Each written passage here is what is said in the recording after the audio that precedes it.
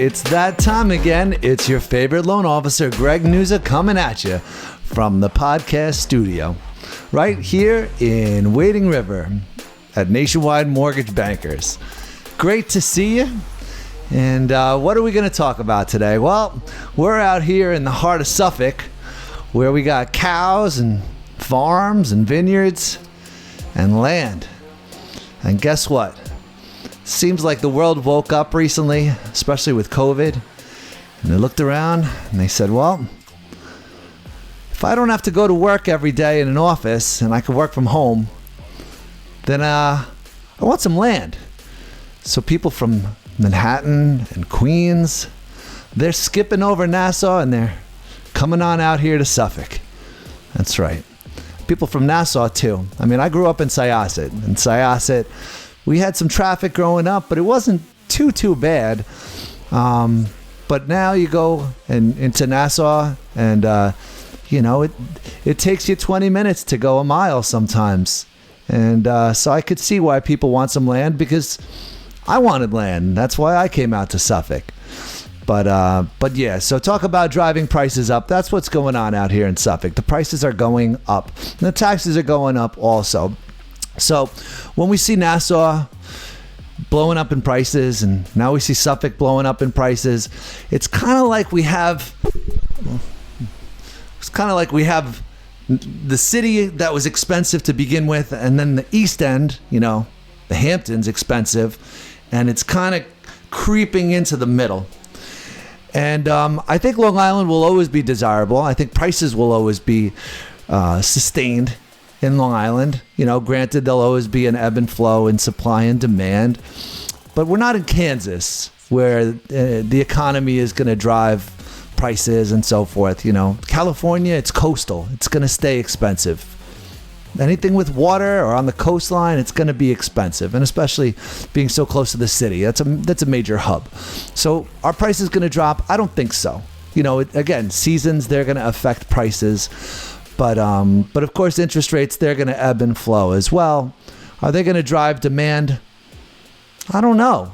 I mean, say a rate is 7% or 6% or 5%. Can you tell me how much that affects the price or the payment? It's not going to affect it to the point where it's going to make or break somebody. That's my humble opinion. If you can afford 7%, or you can afford 8%, or if you can afford 6%, you can afford 7%. Sure, it makes it more comfortable. Now we're in what everyone's calling a tough market. Let's talk about what is a tough market. That's the message of today, the conversation topic of today. What does it mean to be in a tough market? Because I'll tell you this. If a house is up for sale for $600,000 and someone has cash where they can come in and buy it for $800,000, that's not a tough market for that person.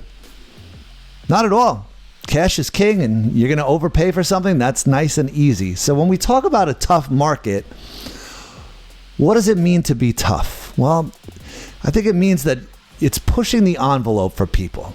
So if somebody's coming in competing against other buyers, where other buyers are aware that they need to go to the very periphery of what they're comfortable with, then you're going to have to do the same thing, right? If we want a nice house that doesn't need a lot of work, we're going to have to take whatever that listing price is, whatever it's on the market for, and we're going to have to go higher than that. Another 20, 30, 40, 50, 60. I just had a client that went $70,000 above ask, and guess what? They lost the bid because someone else went $25,000 higher than that. That's $100,000 over whatever the list price was. So whoever was successful in negotiating that deal and got the house, it's not a tough market for them, but for everyone else it is. And so I think what is separating the professionals who are successful in this market, realtors, loan officers, from the people who are perhaps struggling in this market, realtors and loan officers, is the ability to talk to a customer and help them swallow the pill. And I'm not talking about being a salesperson, because it's something where I never felt like strong sales, like trying to club someone over the head, was ever effective. At least not my voice. You know, maybe Alec Baldwin can do it, but I can't. If I badger somebody, they're going to stop taking my phone call. The way I'm successful in my line of work is where we take what somebody hopes to achieve, wherever they feel warm and fuzzy with a payment, and then what reality is, where, yeah, we're not loving where the prices are and the taxes are and where it puts the payment. And we start to bring it into the middle, where if I interview a customer and they say, Greg, I feel like I'm comfortable with a $3,500 monthly payment. First of all, where are they even getting that number from? Is that a gut feeling? Is that based on what they're currently paying? Is that based on an Excel spreadsheet that they've sat down and looked at? Most likely not the Excel spreadsheet. Some people are disciplined and diligent enough to do that, but most people, it's more of a reflection on what they've done in the past and where they're at. And so to make it less of a tough market, because again, a tough market, it's not about what's out there, it's what's here. And if we can put on our armor and grab a bigger bazooka and march into battle against other people that are using a rubber band gun, we're going to have an awesome time with it. So to make it less of a tough market, again, we got to take the pill. And the pill means let's analyze our budget. And I just talked about this in another video where I was sitting in the dark in my car, so probably not the best execution of this topic, but this is the topic of the day, where we take our expenses and our income. Now, what's interesting is a bank is going to look at somebody's income based on their gross.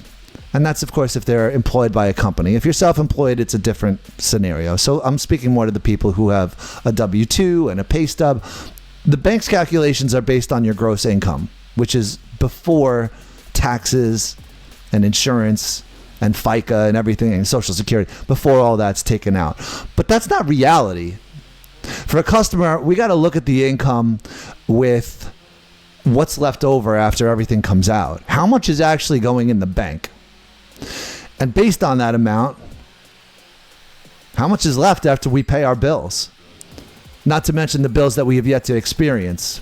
If we're renting right now, we don't know what it is to pay oil or gas, landscaping, things like that. But there's other things that we got to take into account, which I think this is how it helps people really swallow the pill. And again, it's not, no one's forcing that pill.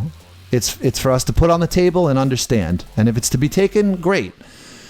And for other people, it may not to be taken, and that's fine too. But unfortunately, they might not be a candidate to buy in this market. But we have to look at what else we're spending on. So if we're going out to dinner all the time, that's not what a homeowner can do, particularly in this market. If we're going on vacation 2-3 times a year, we may have to sacrifice on that because now we've got a house. So it's, what do we want to do? Some clients manage to save $50,000, $100,000 or put away money in their retirement.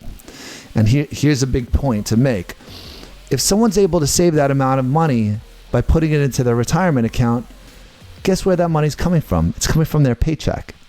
So they're obviously investing money, but it's going into this bank account called a 401k or an IRA or annuity, whatever it is. And that's not to be touched for a long time. If we dial that investment back, so say when someone's putting $1,500 or $1,000 every month, or however much per paycheck, $750 a paycheck, into that retirement account, guess what? We're not going to be able to continue to do that if we're going to own a house. But at the same time, guess what? We're now going to take on a different form of investment. So we'll dial that back, and instead we'll put that money towards a mortgage payment. And guess what? You're building equity in a house. In 30 years, that house is going to have no mortgage. It'll be free and clear. And guess what? It's going to be worth more in 30 years in the same way that 30 years ago, it was worth a lot less than what it's worth today. So we just have to kind of reassess what it is to take on a home, where it really is, I think more than ever, it is an investment. I bought my home back in 2016, and already we've built several $100,000 in assets. Now, again, that's not in the bank account. It's tied up in a property, but people move over time. Statistically, I think if I look back, people refinance every 5 years. Not so much in the last couple of years because rates have gone up, but guess what? Rates are going to come back down again. People are going to refinance at that point as well. Now, obviously, you don't want to take on a property or a payment that's too uncomfortable from the get-go, where you're dependent on seeing rates come down in order for that payment to be affordable. But at the same time, it's going to come. At some point, rates are going to drop where people can lower their payment, $200, $300 a month. And should that be the make or break of affordability? Absolutely not. It should just make it that much more comfortable. Another thing that I look at to help take that pill: what does our salary look like? Some people are on a graduated plan where teachers, police officers, municipal workers, there's a set plan of how their income goes up a certain percentage either every year or on a set calendar.